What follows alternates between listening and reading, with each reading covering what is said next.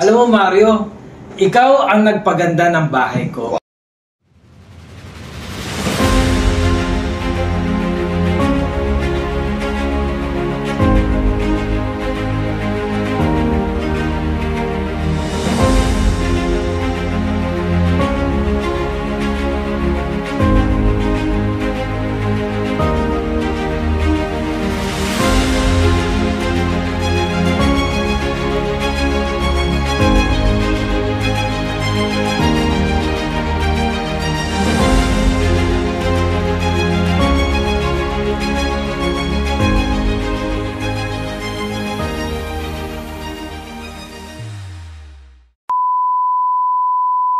Hey, what's up mga Kamachi Woodworks, no? Kamusta kayong lahat dyan? Magandang umaga o gabi sa inyo kung anong oras nyo pinapanood tong video na to.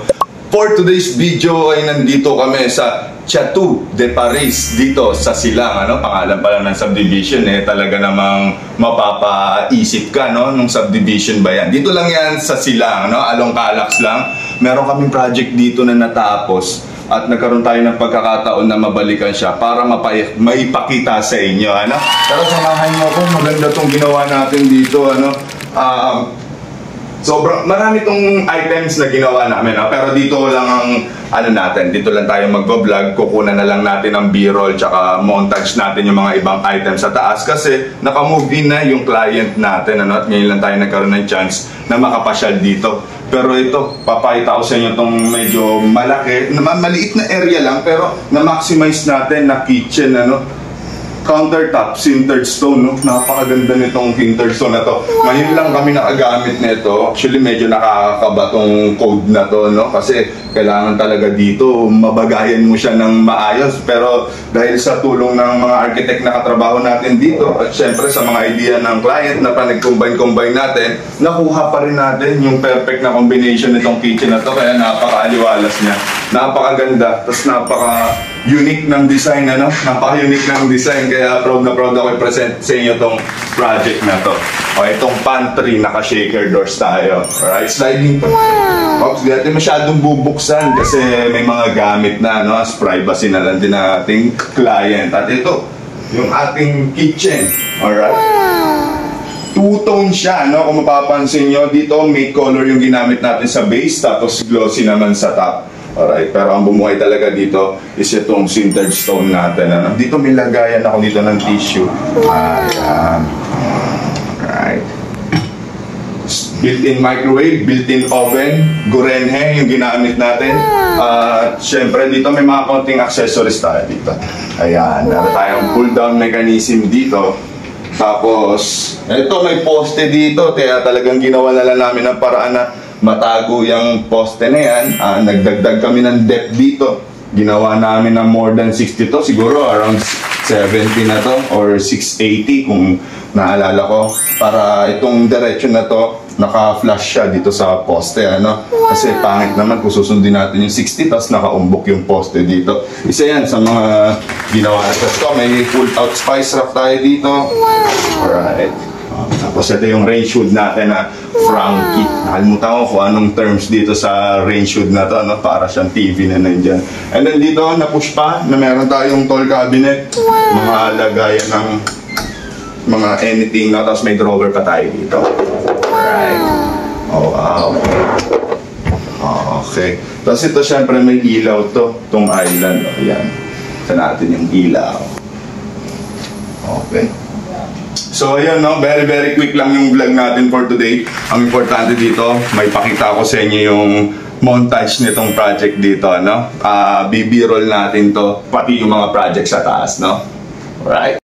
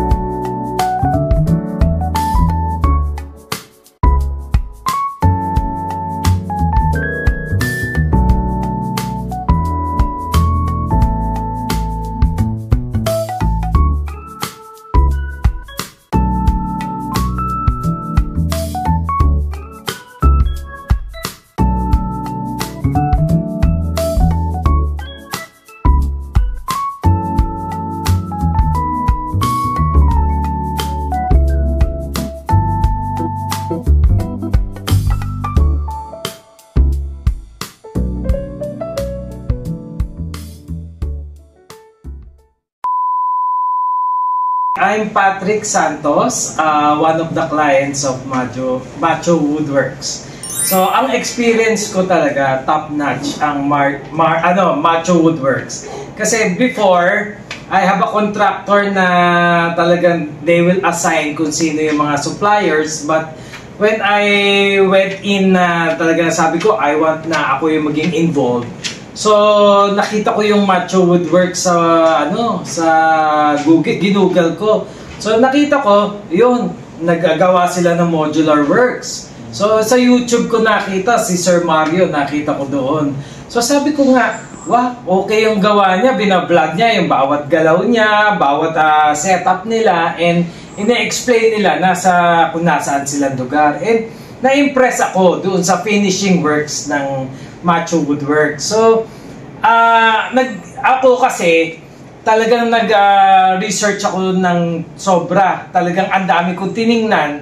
At the end of the day, talagang Macho Woodworks yung pinili ko. So, yung na-design ng aking architect, yung bahay, saka yung mga ito, na-execute ng husto ng Macho Woodworks. Yan, mga sintered stone, yung mga pantry.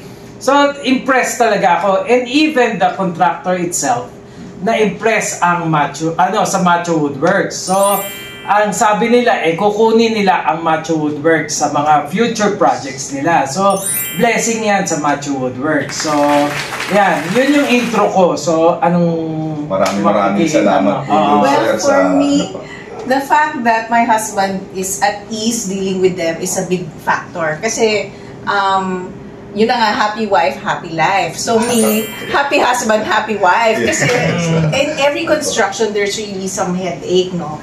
And ang nakikita ko lagi, after my husband talks to Mario, parang nare-relieve siya. At saka parang he sees, sometimes na hopeless na siya dun sa construction situation. But Macho Woodworks provided us with a solution that is very cost-effective. Hindi mo masasabi na tinipid, pero very quality ang work. And for us na talagang pinaghihirapan namin talagang every penny that we work for, sulit na sulit. We feel na parang it's very elegant, more than what we have expected. Parang naging social yung bahay namin. Na more than what we expected talaga. And yun, every time my husband talks to Mario after that, he feels relieved, he feels satisfied, and he thinks that the workmanship is excellent. And I do think so. Yes. Maraming salamat po. To add lang, no? Sabi ko nga kay Mario, alam mo Mario, ikaw ang nagpaganda ng bahay ko. Wow. Oh. So ang una namin visitors kasi yung family namin. So ang una nila nakita, wow, grabe, ang ganda ng merong hidden door, dream kitchen daw. Dream kitchen, may mga pailaw, ultimo yung sa mga cabinets, all pulido ang pagkagawa. And I told Mario, start pa lang to ng relationship natin. Hindi to one-time client lang ako. I will really promote you and sana tuloy-tuloy yung blessings nyo kasi nakita ko at the end of the day, pati yung gawa nila, lilinisin nila and everything. They clean as they go. And doon naman sa contract namin, wala kaming problema. Kasi nagja-jive kami doon sa amount and everything. Kung sabi ko, pwede bang ganito? Sige sir, basta kaya po namin, i-work out namin yon. So, hindi siya lugi, hindi ako lugi. So, win-win yung situation namin. And I really, every time I visit yung area ng bawat bahay namin na gawa ng Macho Woodworks, napapasmile ako. And talagang sana tuloy-tuloy itong workmanship ng Macho Woodworks. So, ako nagustuhan ko is ang sleek ng design, tapos pag open mo ang daming storage. So, yes. Dream come true yun for every organizer. So, it's an organizer's dream, yung storage solution, and at the same time, yung aesthetics na na provide nila pareho. Yes. So, kung meron kayong kailangan sa modular needs nyo, Macho Woodworks ang aming mare-recommend. So, mula sa tao, sa management, at kay Sir Mario, wala kayong magiging problema kasi kahit na meron pa rin kayong makikita, babalik at babalikan nila yung mga jobs nila. So, number 1 sa quality at number 1 sa service. So, Matthew Woodworks, thank you very much for making our dream house come true. Yeah, thank you. Thank you. Thank you. Thank you, Mario. Parang nag-practice naman yata. Hindi kami nag-practice.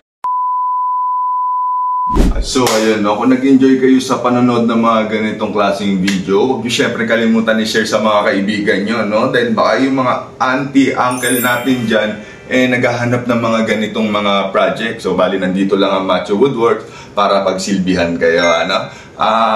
Maraming salamat sa pagsubaybay sa mga video namin. Thank you, umabot kayo dito sa dulo. Huwag nyo rin syempre kalimutan mag-subscribe, share na tong video na to, ano? Maraming salamat.